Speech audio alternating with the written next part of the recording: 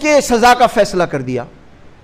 اس نے اپنی بہن سے سفارش کروائی کہ قاضی نے میرے خلاف میں فیصلہ کر دیا ہے, آپ قاضی سے کہہ کر فیصلہ معاف کروا دیجیے گا. یہ کم سے کم اسلام کے آنے کے تقریباً یوں سمجھ لیجیے گا کہ 1100 سال بعد, 1100 سال تک یہ تعلیمات کا اثر رہا ہے.